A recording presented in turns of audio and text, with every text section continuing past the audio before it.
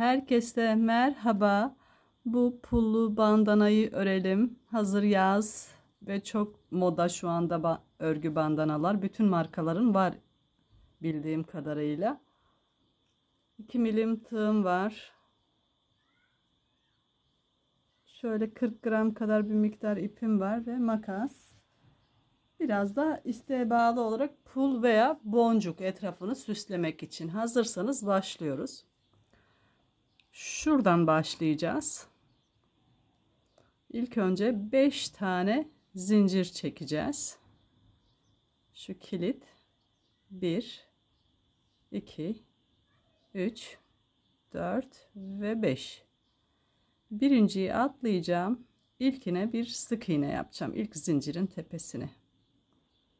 Şöyle tığımın başına alacağım. İkincisine bir tane yarım trabzan yapacağım. Tığımın başına alacağım. Üçüncü zincirimin içine bir tane ikili trabzan yapacağım.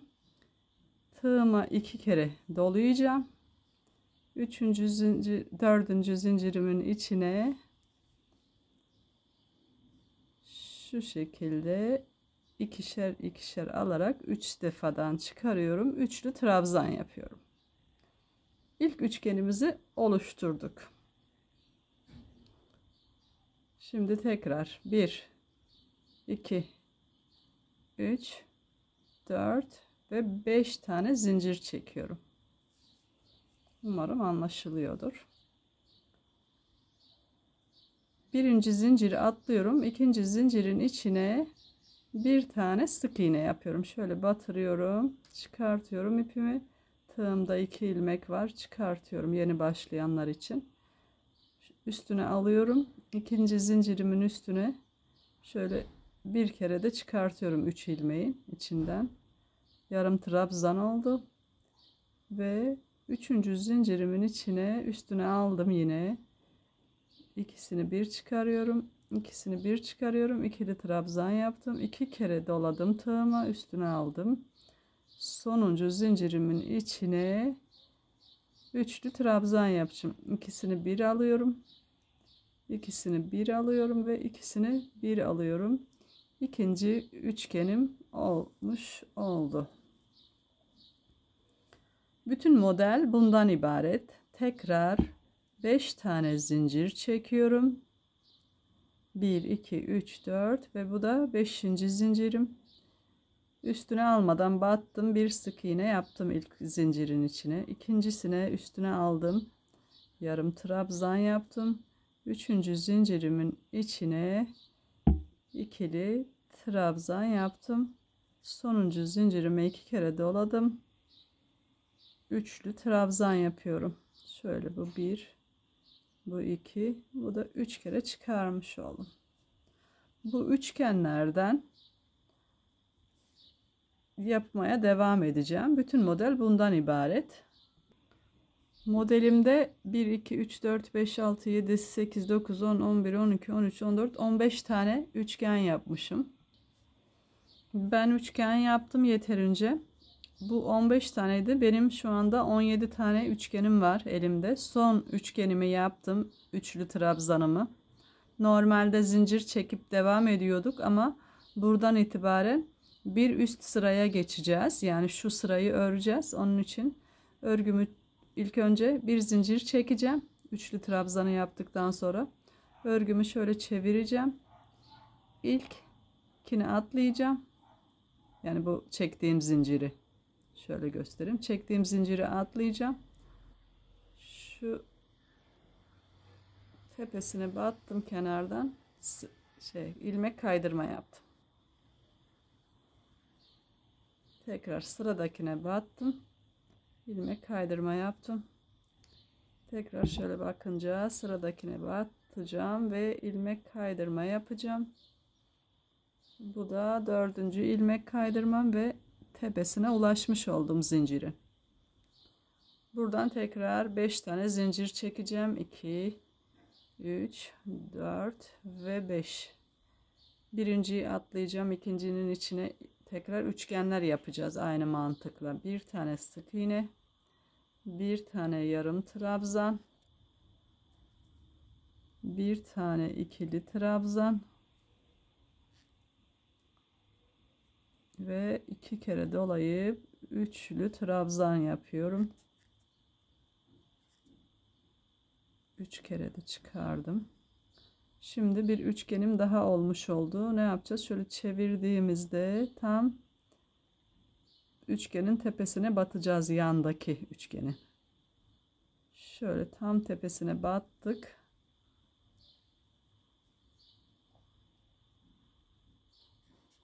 Bir sık iğne ile şöyle şu görüntü oldu. Şimdi biz bu sıradayız. Bunu yaptık. Sıra bunda, ikinci bir üçgende. Tekrar 5 tane zincir çekeceğim. 2, 3, 4 ve 5.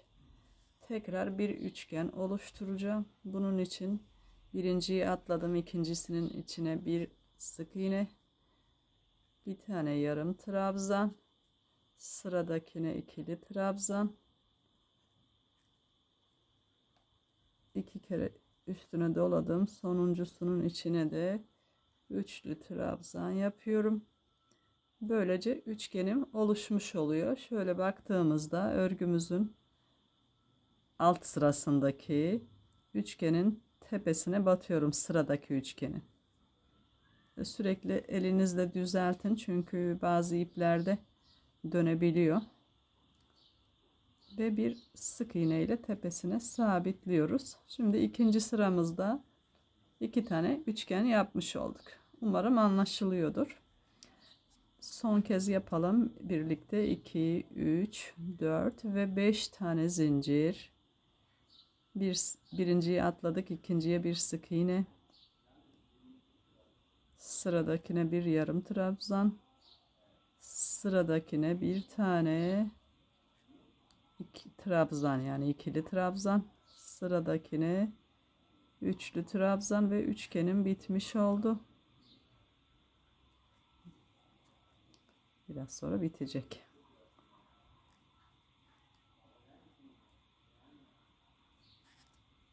Evet. Sıradaki üçgenin tepesine tam tepeye gelecek şekilde batıyoruz ve sık iğne ile sabitledik. Evet, bu sırayı da bu şekilde devam edeceğiz. Bitirip geliyorum. Son üçgeni birlikte yapalım diye geldim. Tekrar 1, 2, 3, 4 ve 5 tane zincir çektim. İkinciye bir sık iğne, sıradakine yarım trabzan, sıradakine trabzan,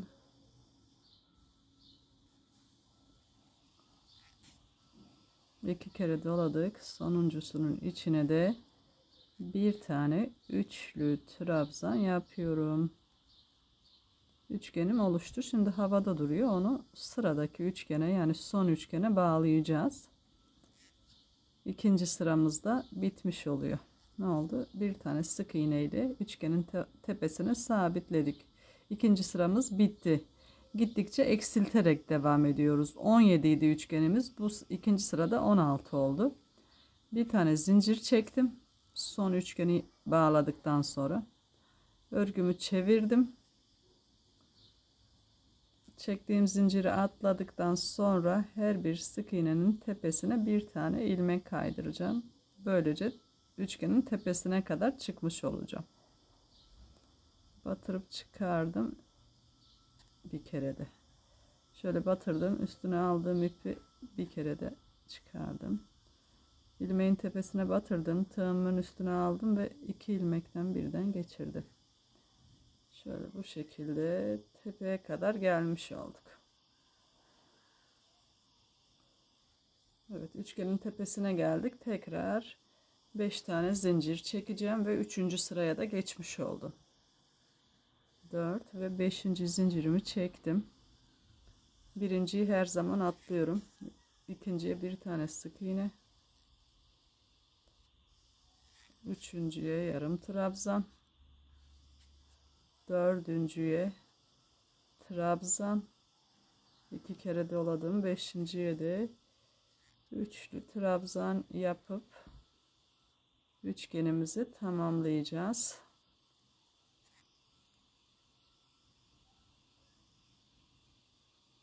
Evet, 3. sıradaki ilk üçgenimi tamamladım ve şöyle hemen sıradaki üçgenin tepesine sabitliyorum. Tam tepe noktaya batırdım. Bir tane zincir sık iğne ile sabitledim. Tekrar sıradaki üçgen için 5 tane zincir çekiyorum.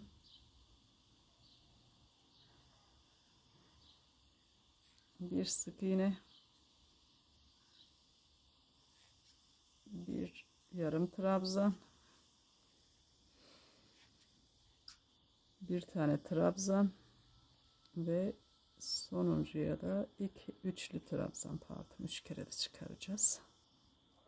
Sıradakinin tepesine sık iğne ile sabitliyorum. Şöyle 3. sıraya da geçmiş olduk. Bu 1, bu 2, bu da 3. Gittikçe azaltıyoruz. 2, 3, 4, 5. Her sırada bir ilmek azaltarak devam ettiğimiz için bir üçgen, daha doğrusu şöyle üçgen şekilde olacak. Bütün model bundan ibaret. Ben örmeye devam edeceğim. Şöyle biraz azalıp buralara kadar öreceğim. Ondan sonra tekrar geleceğim. Şurayı birlikte yapacağız. 11 sıra ördüm. Şimdi birlikte örmeye devam edeceğiz. Şu başlangıcım 17 tane üçgendi benim. 11 sıra ördüm. Tekrar bir zincir çektim ve döndüm. Birinciyi atladıktan sonra ilmek kaydırmayla üçgenimin tepesine çıkıyorum. 3 ve 4. adımda üçgenimin tepesine çıkmış oldum. Tekrar 5 tane zincir çekeceğim. 2, 3, bir üst sıraya geçmek için. 4 ve 5.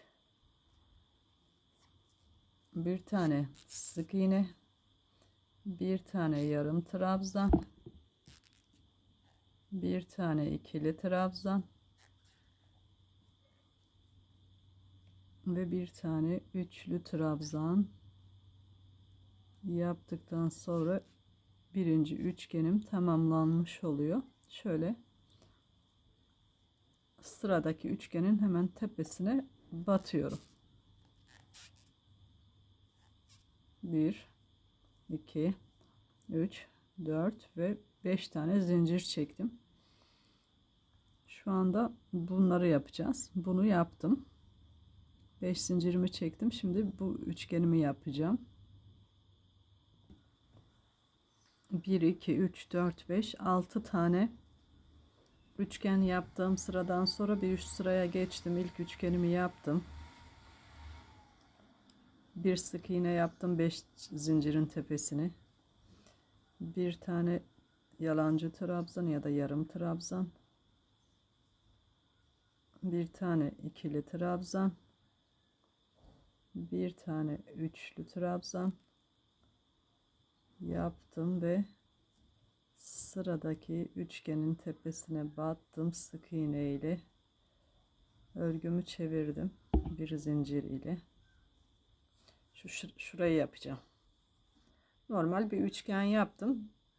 Yandaki üçgenin tepesine battım. Bir ilmek çektim. Örgümü çevirdim. Birinciyi atladım. İlk önce bir adet sık iğne, sonra aynı mantıkla yarım trabzan, sonra ikili trabzan ve sonra üçlü trabzan.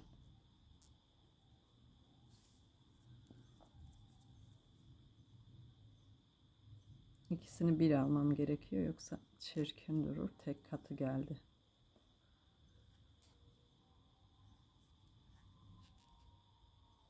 Şöyle 1, 2 ve 3 kereden çıkardık. Tekrar bir zincir çektim ve çevirdim örgümü tekrar. İlkine bir sık iğne, ikincisine yarım trabzan, üçüncüsüne normal bir trabzan, ikili trabzandan ve üçlü trabzan. Bu bir, bu iki, bu üç kereden çıkardık ve sıradaki üçgenin tepesine batıyorum. Bakın. Şöyle şu şekilde batırdım ve sık iğne ile sabitledim. Bir tane zincir çekiyorum. Tekrar çevireceğim. Çünkü 1, 2, 3 tane boşluğu doldurmam gerekiyor. Şu anda 2 tane oldu. Çevirdim örgümü. İlk sık iğnenin tepesine bir sık iğne, ikincisinin tepesine yarım trabzan, sıradakine ikili trabzan, sıradakine en sonuncusuna yani üçlü trabzan yapıyorum ve bir ilmek çektim ve döndüm. İlk önce bir adet sık iğne,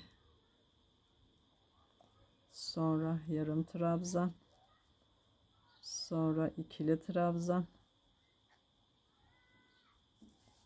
ve sıradakine üçlü trabzan yapmak için 2 kere sardım tığımın başına.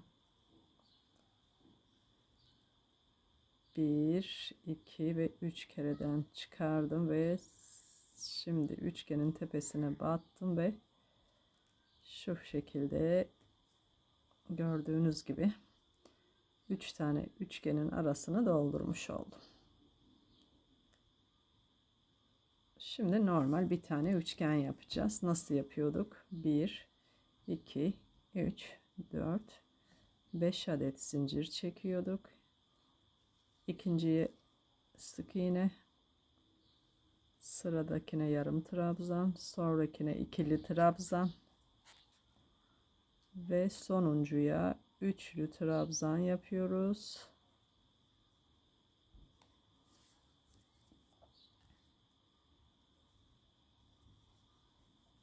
En son üçgenin tepesine batıp sık iğne ile sabitledik. Şöyle bir görüntüsü oldu şu anda. Her bir kenarda küçük bir üçgen, şu ortada da büyük bir parça. Şimdi bu sırayı yapacağız. Bunun için tekrar bir zincir çektim, örgümü çevirdim. Birinciyi atladıktan sonra ilmek kaydırmayla bir üst sıraya geçiyoruz. Tepesine kadar çıktım 4 tane ilmek kaydırma yaparak.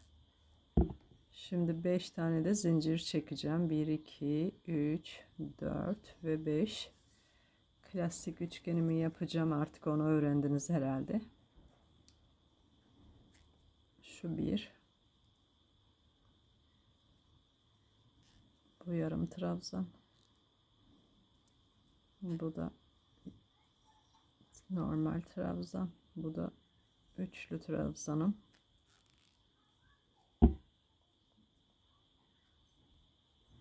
Şöyle üçgenimi tamamladım. Başlangıcının tam tepesine battım ve sabitledim. Şöyle bir görüntüsü oldu. Yani şunu yapmış oldum şu anda. 5 tane zincir çekeceğim. 1, 2, 3, 4 ve 5. Birinciyi atladıktan sonra bir sık iğne, bir yarım trabzan, bir adet ikili trabzan, 2 kere doladıktan sonra da bir adet üçlü trabzan yapıp şöyle ölçüyoruz. Tam üçgenin denk geldiği noktaya batırıyoruz. Şuranın tam tepesine. Evet. Bir zincir çektim, döndüm. Önce sık iğne, sonra yarım trabzan, sonra ikili trabzan,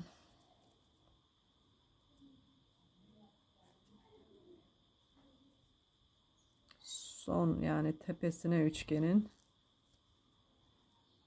üçlü trabzan yapıyorum. Bir tane zincir çekip dönüyorum. Şurayı yapıyoruz şu anda çünkü o yüzden. Bir döndük, bir zincir çekip o çektiğim zinciri atladım. İlk önce bir sık iğne, bir yarım trabzan, bir ikili trabzan. Parmağım değince oynuyor her seferinde kamerada. Şöyle üçlü trabzan yapacağız. Evet, şu hemen şuraya şöyle şu şekilde monte edeceğiz. 1 2 3 tane.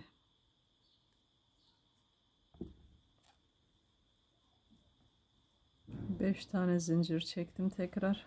Şu üçgenimin tepesine battıktan sonra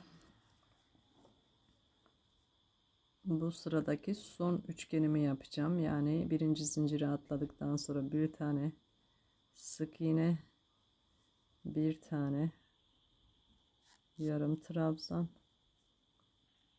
bir tane ikili trabzan ve bir adet son zincirin içine de üçlü trabzan yaptım ve üçgenin tepesine battım. Bu sırayı şöyle bir sık iğne ile bitirmiş oldum.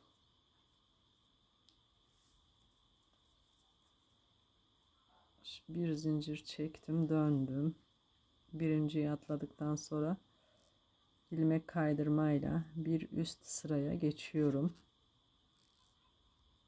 İkinci ilmek kaydırmam, bu üçüncü ve dördüncü ilmek kaydırmayla tepesine çıkmış oldum üçgenin. 2 3 4 ve 5 tane zincir çektim. 1 2 3 ve sonuncu dördüncü de dolgumu yaptım. Üçgenin üstüne sırasıyla sık iğne, yarım trabzan, ikili trabzan ve üçlü trabzan. Şuranın tam başlangıç tepesine battım. Şöyle bir görüntü oldu. Yani bu sırayı yapıyorum. Tekrar 5 tane zincir çekeceğim. 5 adet döneceğim. Birinciyi atladıktan sonra bir sık iğne, bir adet yarım trabzan, bir adet ikili trabzan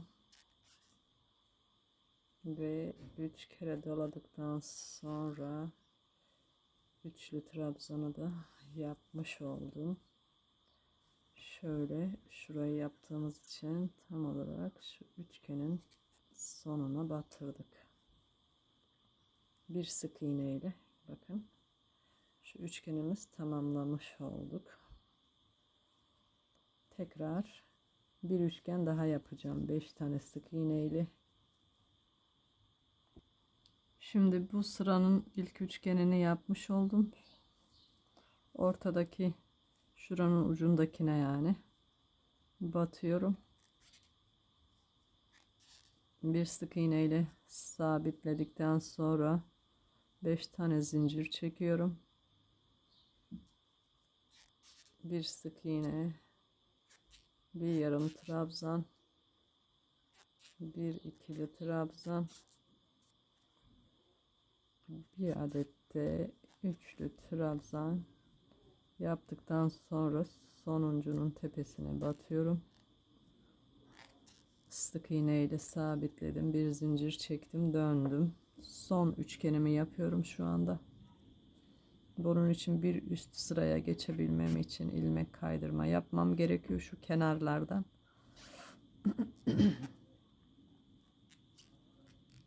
2 3 4 tane ilmek kaydırmayla bir üst sıraya geçmiş oldum. Son üçgenim içinde 5 tane zincir çekiyorum. Bildiğimiz üçgenden yapıyoruz. Birinciyi atladık, bir sık iğne yaptık. Sıradakinin içine bir yarım trabzan, sıradakinin içine bir tane ikili trabzan, sonuncunun içine de bir tane üçlü trabzan yaptık ve son üçgenimizi de iki üçgenin tepesini birleştirecek şekilde yerleştirdik. Bir şöyle zincir çektik.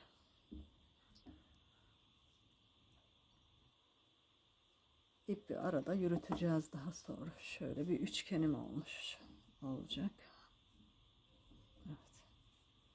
Şimdi bu uç bitirdiğim taraf, başladığım yer burası. Şu uca birleştirmek için burada sadece zincir çekmiştim. Buraya da zincir çekeceğim. İstediğiniz uzunlukta çekebilirsiniz siz. Ben şöyle ipimi de arada birazcık yürüterek birkaç tane zincir çekmek istiyorum. Bakalım kaç tane olacak. 11, 12, 13, 14, 15, 16, 50 tane çekip bir bakalım nasıl olacak.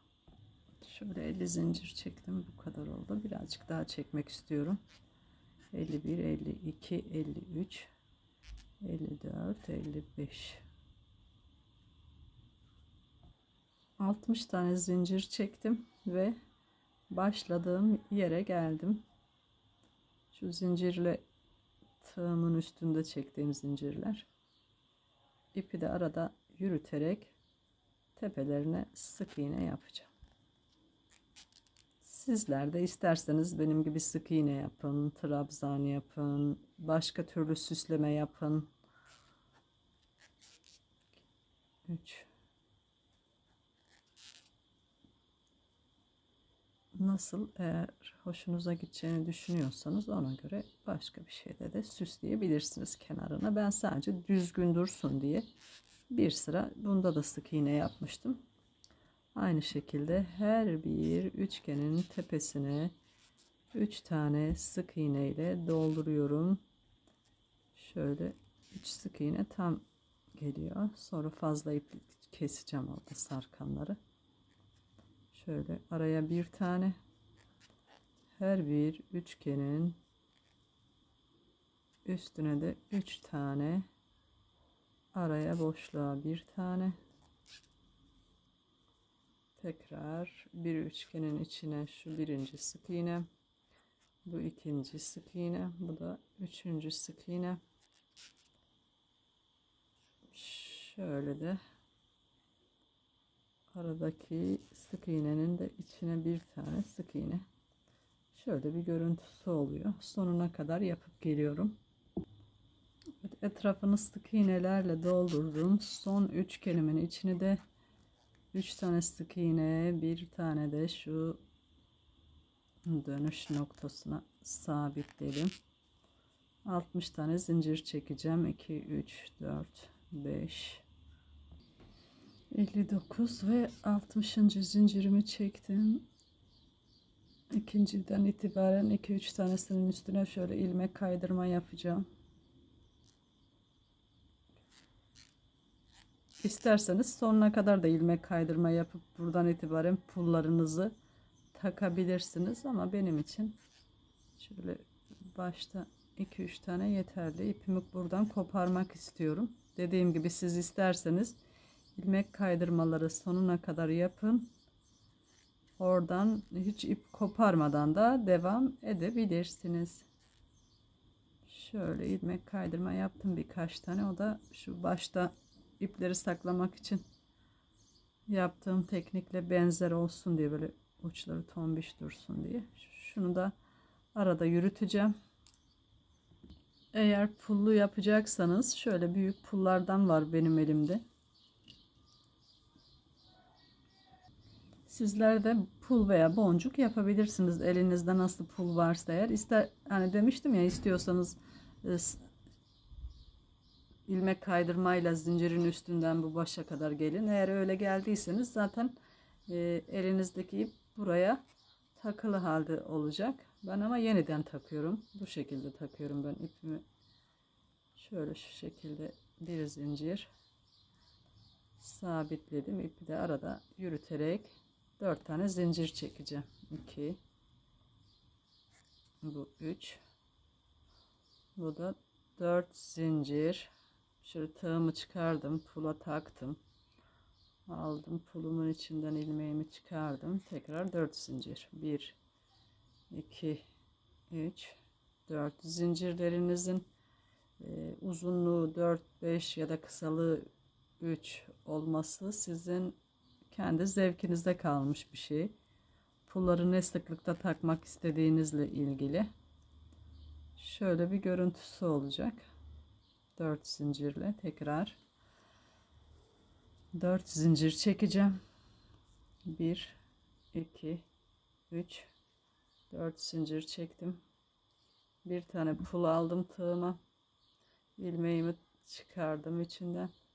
Tekrar 1, 2, 3, 4 tane zincir çektim ve şöyle gözünüze iyi gelen bir yere batıyoruz şu kenardaki.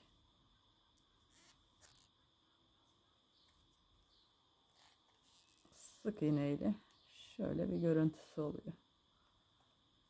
Bunu şu şekilde etrafını dönecek şekilde takacağız pulları veya boncuk veya aslında şu dünyaca ünlü markanın bandanasının etrafında hiçbir şey yok. Bu modeli bu şekilde koymuşlar onlar ama biz daha biraz süslü olsun istiyoruz. İstiyorsak eğer, istemiyorsak biz de pul koymadan bu şekilde kullanabiliriz. 2, 3, 4 tane zincir çektim. Bir pul aldım. Ve zincirimi pulun içinden çıkardım. Tekrar 4 zincir çekeceğim. Ve aralıkları eşit olmasına dikkat ederek sıradaki yere şöyle sık iğne ile taktım. Şöyle komple etrafını yapacağım şu üçgen kısımlarını. Bilmiyorum. Şöyle şu şekilde başladım. Bağcığımın olduğu yere kadar yapacağım. Son pulumu da taktım ve zincir çektim. İlmeğin dibine battım. Bir adet sık iğne ile sabitledim ve ipimi kesiyorum.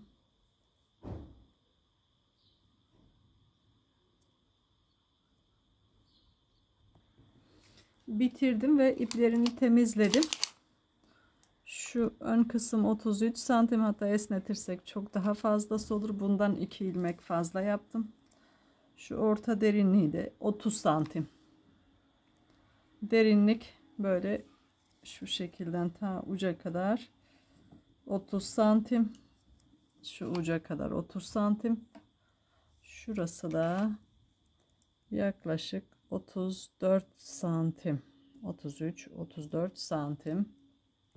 Bağcıkları da 25 santim.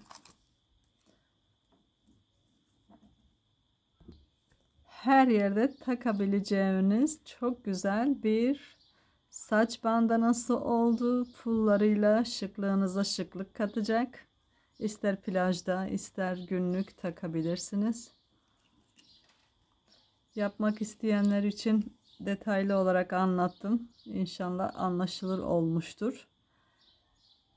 Videomu beğenmeyi, yorum yapmayı unutmayın. Yapacak olanlara şimdiden kolay gelsin. Hoşça kalın.